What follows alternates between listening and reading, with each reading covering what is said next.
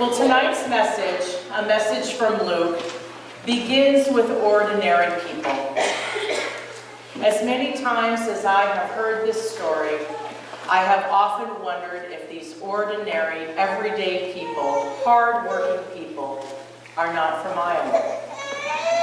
It's a young couple. They're traveling to take care of some details, administration details, but along with many other people that are taking care of the same details. So it's difficult to find a place to stay. In case you're wondering, there is no palace in this story.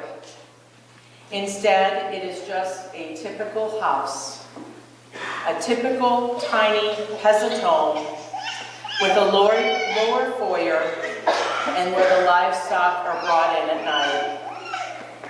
Where the lower level meets the raised living area, there's a feeding trough. There's a manger. And in that manger is where the baby lays in the swaddling clothes, insulated by hay. And the warmth radiating from the animals helps to ward off the chill of the night. So no, there's nothing fancy here.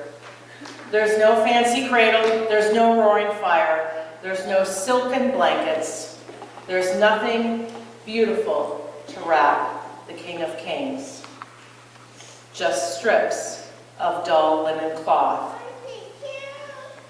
And then subtly, the story becomes all the more ordinary. The scene shifts to the hills surrounding Bethlehem. These are the very same hills where David shepherded sheep on more than 900 years before.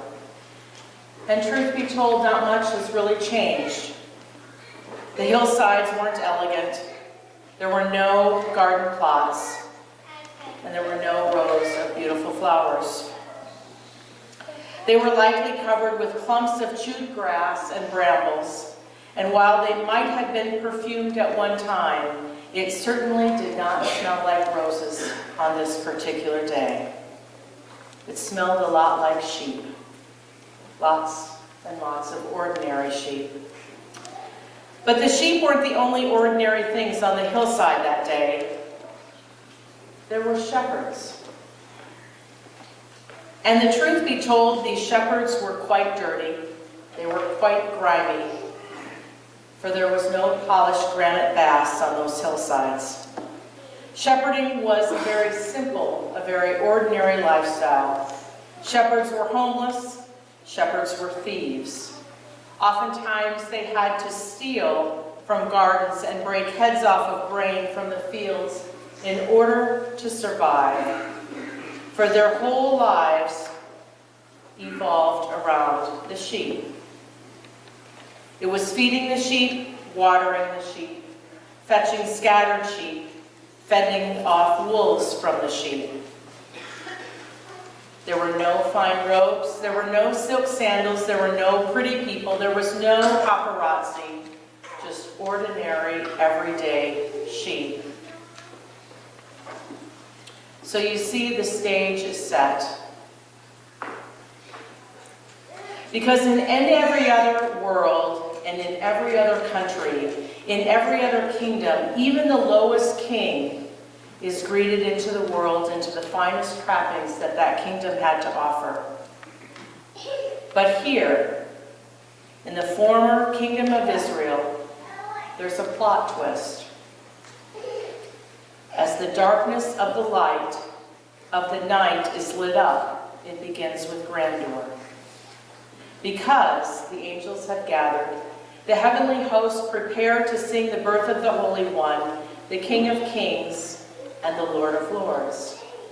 And then the first strains of the most holy song is sung by the most glorious choir to some of the most ordinary, good-hearted, unpretentious people on the planet, the shepherds, and of course, the sheep.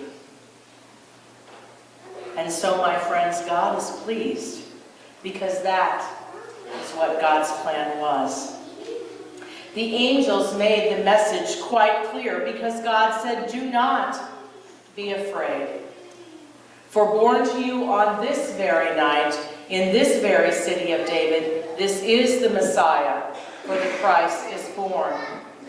And you don't have to take our word for it. In every other kingdom, a newborn king may never be available to ordinary folks like you, like me. But in God's kingdom, you can go.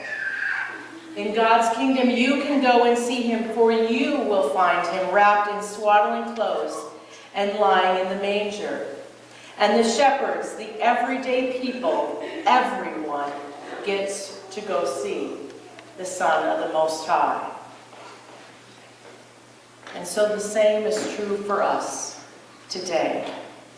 For we have been offered the same invitation. We're good-hearted, everyday, ordinary people. Our lives maybe are routine, but maybe our lives are dark also. Or maybe there is cold or hunger in our lives. And maybe hope seems very far away. Or the joys of the season seem far off. Or maybe that time has passed when you remember all too vividly those dark days when you felt like you were walking in your own hillside wilderness. Because at some point, everyone has felt like the shepherds. But I think that's why that message for us is all so important. And that's why the message of the shepherds needs to be heard and remembered. Because if you think about it, if Jesus' birth had happened today, it would have been on Twitter, Facebook, and Snapchat in seconds. The whole world would have heard about it in moments, just like that. But God didn't want that kind of announcement. God didn't want the announcement that Jesus is born to be a push alert on our cell phones. God desires the birth of Jesus to be personally experienced with our hearts. And so that's why God came down. That's why God came to celebrate with us. For even when sin and evil make our lives black and dark as midnight, the darkness of our night is still lit by the glory of the most heavenly host. And we are invited to walk in that night light. We're invited to go, invited to see, and invited to be transformed, to see the brand new baby Jesus. Because that brand new baby Jesus was born even to the most ordinary shepherds. And right here and right now, Jesus is born to you, to me, to the highest, and to the lowest. So that is the message of the shepherds. The shepherds went, and the shepherds saw. They were filled with awe, and they told their story. They told their story to those that were gathered, and the shepherd's story was treasured in Mary's heart. And so the message for us is quite clear: to go and tell the story of the shepherds. And may that message of the shepherds be the most treasured gift and the most treasured story tonight and for the nights to come. Amen.